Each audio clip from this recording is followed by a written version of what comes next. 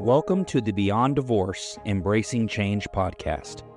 My name is Michael Flores, and I will be your host while we explore the complex journey of divorce with empathy, insight, and practical knowledge.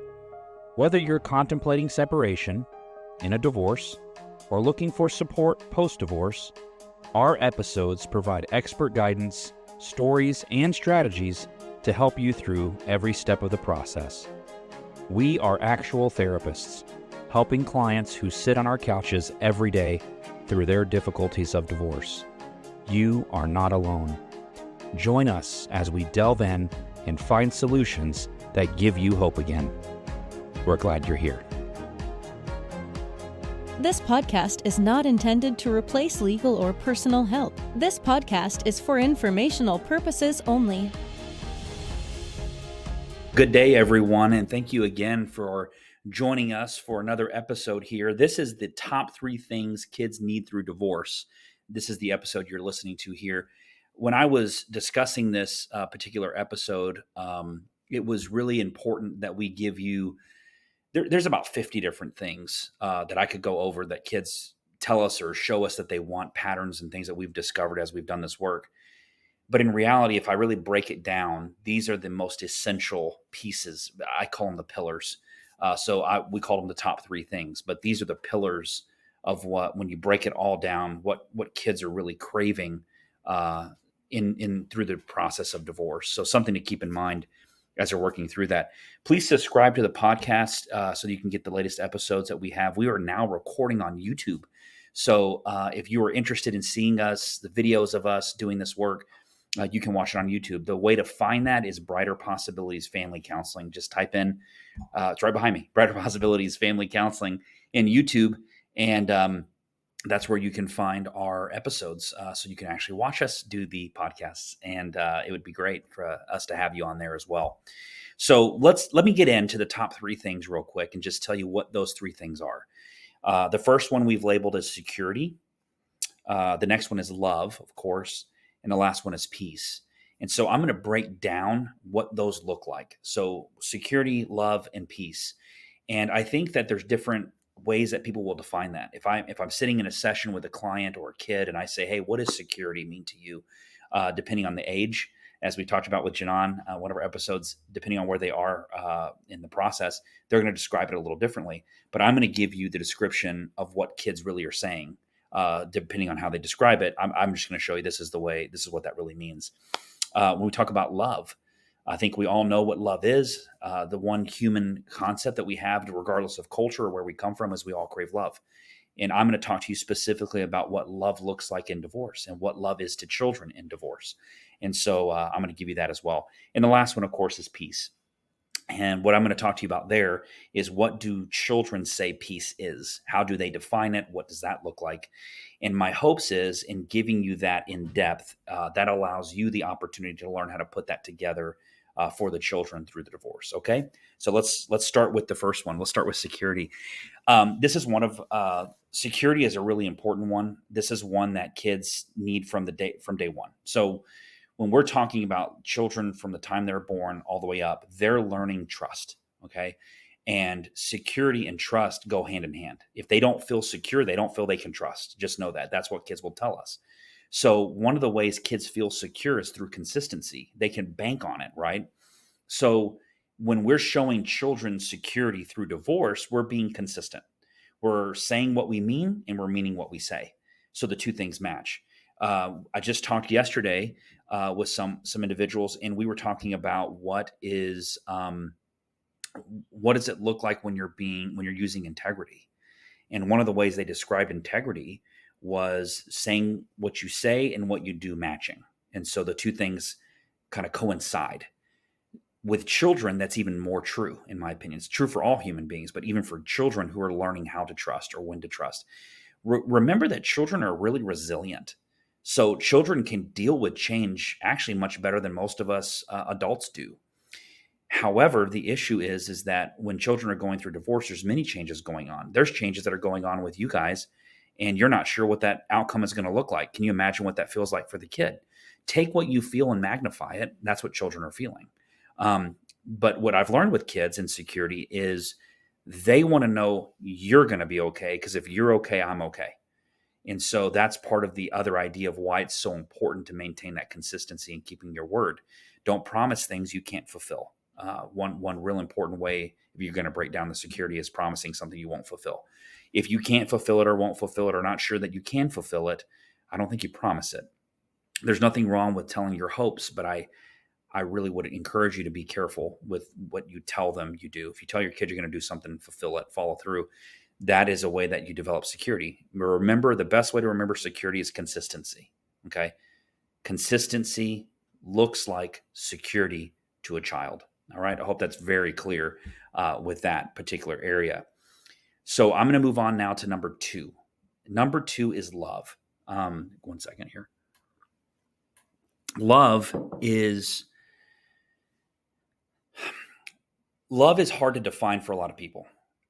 What's really fun, if you want to do this for fun, if you have kids different ages, one's a little like in their teen years, one's in their, maybe they're like 5, 6, 7 years old. Ask them what love is and watch their definitions. It's really amazing to watch what they say. I recall a video that my wife actually showed me when she was a teacher. She was filming kids defining love. And this one child was asked, he said, "What is love?" And he said, "Thanksgiving." And I found it extremely humorous because to him, what I think he's describing is when we're all together enjoying each other. But and maybe it's centered around food too, who knows? But to this child, love is the camaraderie of us together, right? And Thanksgiving must be a time when they all celebrate together. So asking children that question, what is love, I think leads to many different answers. Some of us are caught in a concept of not knowing fully what love really is or what love really means. We have an idea of what we should experience in that, but we're still trying to figure that out. And maybe when we were children, we were told we were loved, but the love was manipulated in some way, and so it didn't feel like love. Love is truly an unconditional thing. Love requires no conditions. Love, you don't have to do anything for me to love you, right? I just love you because I do. Love is love. And I think that's the best way to remember that. So what does it look like to a child? Love to a child is time. And so what I see a lot of parents doing in divorce is they're wanting to equalize time, whether they want to be on a 50-50 schedule or more time on a standard access schedule, whatever it may be. There's lots of parents wanting more time or wanting to prevent time because they're afraid it's not safe or whatever else it may be. However, time is love. And so what I'm going to explain to you about that is when a child comes up to you, okay, and says, "Will you play with me outside?" Or "Will you play this game with me?" Or they're asking you to make time for them. They're wanting you to take an interest in them. And when you make time for them with them, you love them. When we go watch our kids play games, when we go to their sporting events or their choir concerts or whatever they may be involved in, you attend it. You're saying to your child, "I love you. You're important to me. I want to see what you're up to. I want to see what's going on." A lot of us get caught in our busy lives and we're required to work and pay bills and do all those things. But time is always that thing that's fleeting and we don't get it back when it's gone. And children grow up so fast. I will tell you, in all the years I've done this work, I have had kiddos I've seen and then I don't see them. And then they come back years later and I see them. And I'm just always in awe. I've never had a moment like that where I've just not been like, "Oh my gosh, look how big you are. Look how much you've grown. You're taller than me. Your voice is deeper." With some of the guys, they go through so many changes so quick. Time is not our friend with children. They move so quickly, but time to them is love, making time for them. This can be as simple as not the quantity of time, but the quality of time that you spend with them. Let me make sure that sinks in for you. Many people think when I say time is love, they're hearing me say quantity. What I'm really trying to describe to you is the quality. Yes, you need time to make time, spend time. However, the quality of that time is the most significant memory for children. There are many children that have come in and have talked about having less time with one, but actually being closer to that person because the quality of the time they spend together is so magnified. One of the things I have to work on myself, and I have been working on, is when my children come to me and I'm in my own room watching a show or whatever it may be, I put my phone down. It's hard. I forget.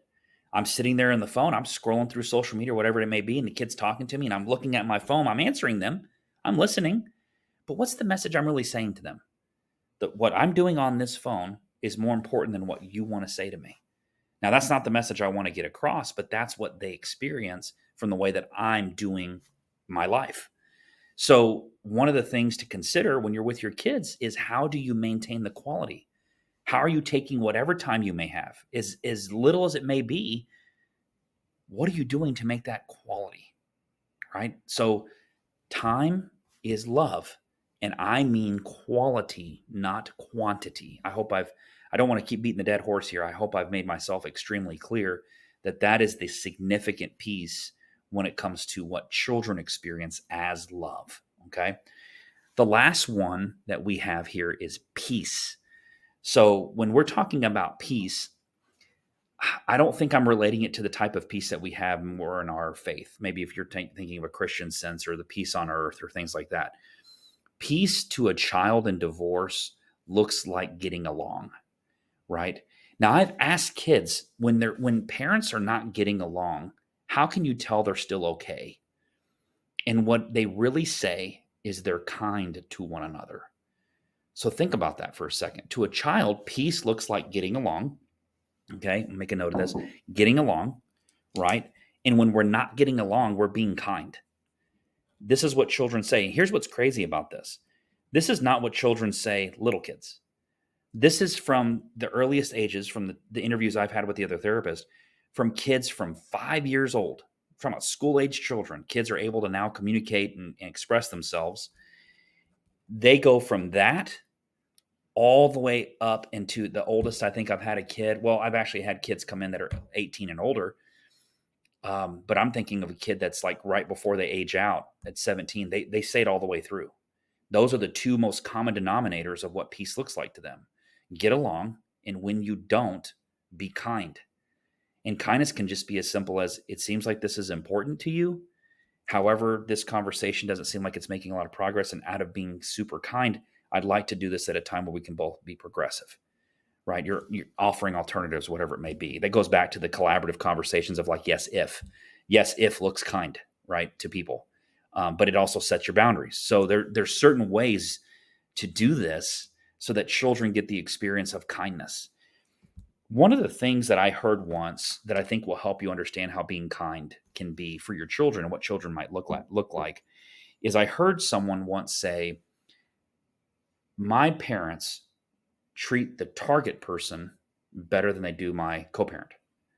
So what does that mean? Well, if you guys go to Target or Walmart or wherever and a greeter is there or the person doing your checkout is there, because I know we have self-checkout now, but one of the people working at a place like this might say something like, hey, how are you?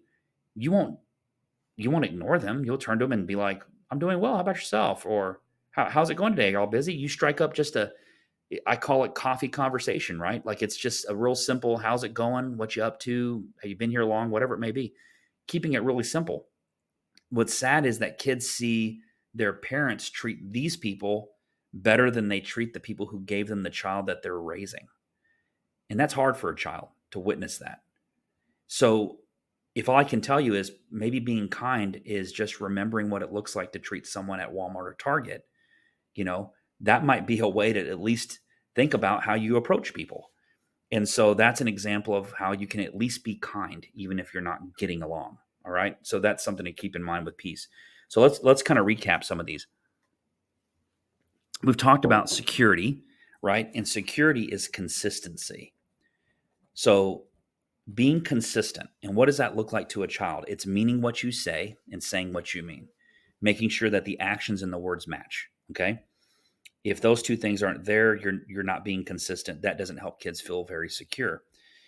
Now, let me clear something up here. This isn't like this is not like a threat. Like if you do X, Y, Z, then that's not what I'm talking about. That doesn't create security. Now, if you are pretty good about following through about things and you make threats, that's going to scare kids, right? That's not going to make them feel secure. What we're talking about is if you tell your kiddo you're going to show up to their choir concert, you should be there. Make sure that you follow through with the things you say that you will do, that you promise to your child to make happen. If you have a weekend visitation schedule and you say, hey, we're going to go to the movies this weekend comes and you don't go to the movies, the kids take notice of that. And that is simple as it sounds to you, to them, it gives them, I can't trust this person, right? Because security is related to trust. So one way to remember security is trust. And one way to develop trust is to be consistent. All right. And to be consistent, they have to see that what you do and what you say match. All right. So I just took you through the whole thing right there. I don't know if I could repeat that if someone asked me to, but that was from step one, kids need trust, all the way through down to the actions.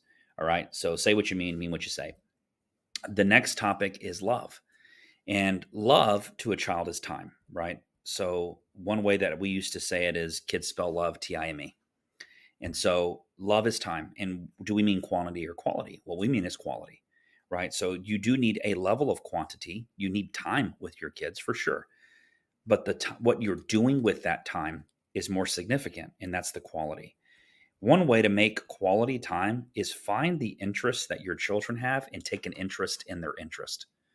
So let me say that again. Find the interests that your children have and take an interest in their interest. That is how you can create quality in the time that you spend with your children. This is probably the most significant. And one thing is when kids don't really know what they like, that means they need to be introduced to more things. Okay. So if you have a kid who's just not able to answer questions of interest, or you're uncertain what their interests are, it means take more time to pay attention to them and notice the things that if they say, I don't know what I like, that means they need to try more things. Okay. So that's something to keep in mind. Quality time. One way to create quality in time is when the children come to ask you of time, make the time. Make sense? If you're on your phone and they want to come talk to you, one great example of showing them that you matter to me is putting your phone down so that you can have their undivided attention. I will tell you, there are times when I'm on my phone and I can't get away from it. The kids are coming to talk to me. It's just not good timing. And I might say something like, hey, let me finish this email real quick and I'm going to come get you. I want to talk to you about what you want to talk about. And I will literally go get my kid. I think that's the way to do that. Now, I'm not perfect at it, I promise, but I will tell you, when I've done that, the kids love it. They love knowing if I say, I will come get you, or we can do that, in a minute. I'll tell you a funny story about quality time real quick. I had promised my children that I would take them to get ice cream. Okay. And I remember it was a night, pick up the house, whatever they needed to do. And I got sidetracked. I was doing something else. And anyway, it was bedtime. The kids had to go take showers. They went and took showers. Nothing registered with me. Like, they were taking showers. I'm thinking, okay, they're getting ready for bed. And the kids were really disappointed. It was bedtime. You could see that they were saddened. And my wife, thank goodness, she came to me and she said, hey, promised them ice cream and it's like they need to go to bed. And I said, oh my gosh, I completely forgot. And so anyway, long story short, I went and got them up out of their beds. They had literally just gotten in bed. They were probably in bed 5 minutes, if that, and told them to get up. We need to go. And they were confused. And they said, where are we going? I said, I'll tell you when we get in the car. And in their pajamas and everything, we got in the car and they're still confused on where we're going. And I said, I promised you guys ice cream. We got to go to ice cream. And they thought that was the coolest thing ever. And they remember it to this day. So it's making that moment happen, with them. And that's a way to create that quality, but it's also a way to be consistent, right, with my actions. So doing both, and the kids loved it, and it happened by accident. It was not intentional. I want my kids to know that what I say and what I mean match. And one way to do that is to fulfill it and making that time with them. That's something they love. They love ice cream. And so I have ice cream with them. And it was actually a fun trip. It would be fun to probably do that again, just out of the blue. But that's something to think about, right? To create that quality. Let's go into peace real quick and let's kind of dive into what's really important to remember there. Remembering that peace is about getting along and being kind. So when kids describe what peace is in divorce, they're describing it as it looks like parents getting along. Now, in most cases, I think if parents got along, they probably wouldn't be coming to counseling, to be honest. I think that's a lot of what's happening. But there's layers to that, right? There's the layer of trust built in. There's the layer of past hurts that were unresolved. All these things filter into our inability to get along, or our fear that the person's being strategic, or they got something up their sleeves, or they have an agenda of sorts. And so All those layers compile in, which makes it difficult to get along, but it's hard to explain to your kid, right? Because your kid's upset that you aren't getting along, and you're not going to sit there and go, well, it's because your mom's a snake, right? And then you're going to get claimed for alienation because you're saying things like that, when in reality you're having a difficult time getting along with this other parent. What I'm telling you is, from a kid's perspective, right? That's what they want to see. And if your co-parent or your child's other parent is not getting along with you, you can still get along with them. There's a way to portray that you're the moving party, you're the flexible piece. I think that's one of my favorite things to ask parents. Are you flexible or inflexible when it comes to all this? Because if you're inflexible, something's going to make you snap, right? You're just going to you're going to make the wrong choice. You're going to go off on a parent. You may go off in court. I don't know, but you're not flexible, right? So you have to learn to get fluid. You got to be able to be movable if you're going to help create change. And so part of getting along is being in a movable state, right? That's what it means to a child. They see that movement. Like, they see that you're willing to do things to get to a place where getting along can happen, right? When that doesn't happen, because I've asked kids, when parents are not agreeing, right? When they're, whatever you call it, maybe they're not getting along, what would you love to see your parents do instead, even if they're just not able to agree? And what was that? Being kind. And so let me kind of give a little bit more about what kindness looks like to a kid. Kindness is taking turns, right? So when you're speaking to each other, you take turns. Kindness is getting rid of name calling, right? Not calling each other names. Kindness is not talking about the other parent when the other parent isn't present. Okay, that's kind. That's what it looks like to a child, right? Think about what a child thinks kindness is when they're at school, right? When they're training kids at school to get along with other kids, what are they telling them? Do unto others as you want done unto you. There's some biblical pieces to this, right? It's not an eye for an eye. Okay, it used to be, but it's not that way. Not for a child. For a child to see kindness, it's. Let me give you the best example we had in psychology. I don't know how children do this, not having verbal capacity. But when you go to a preschool, these kids are not quite talking to each other yet, and they see another kid in the corner crying. The child will walk over with their little toy or whatever's really special to them, their thing, their trinket, and they'll offer it to this other child because they see this child's hurting. Right? That's kindness. Isn't that also empathy? Right? And if I remember correctly, I think Armando said in one of our episodes, dare I say, be empathetic. He's talking about this particular piece, right? It's the kindness that shows up. If you're being treated unkindly, you can still choose to be kind in your response.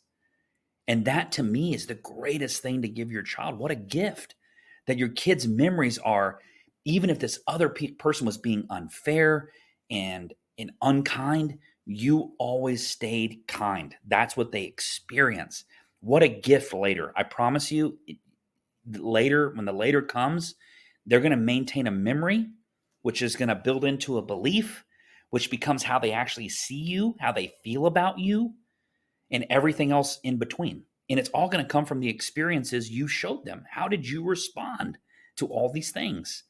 So we have security, love, and peace.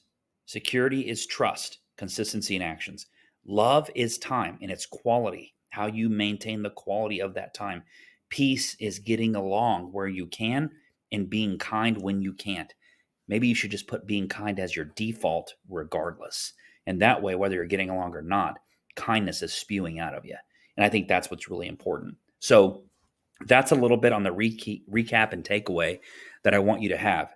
Now, remember that we will probably more likely talk about many other dynamics that are really important to children, and we will get in more specifics about ages and everything else. However, when you hear all this information and you go back to the source, or what I call the pillars, it's going to be these three things. It's going to be the security, the love, and the peace the kids experience. If you can help that happen in divorce, you personally can help create that for your children. It is the greatest gift you give them, because they have to navigate emotions also. They have to navigate change also. They are going through what you're going through, but with a child's mind. And that is not always an easy place. Yes, they are resilient, which means they do change well. They can adapt well. But that doesn't mean that based on just adapting well and doing change well, that they don't feel things, that things don't matter to them. So keep that in mind as you're trying to create a way for your child to get to the other side of this. Also, that this is super important to put in place. All right. Thank you so much for being here with us today. I'm so glad to have you. Um, we are on Instagram. We are also on Facebook. And if you'd like to find us on Instagram, go to Brighter Possibilities FC. And on Facebook, just type in Brighter Possibilities Family Counseling, and that would be the best way to find us.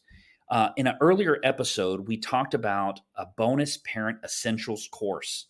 So if you're listening to this podcast and you are a parent and you have a step parent, right? So you have a person who's helping to raise the kiddos with you and your partner, or you're a step parent yourself, I'd really like you to look into this course, the Bonus Parent Essentials course. And I'm going to tell you where to find that.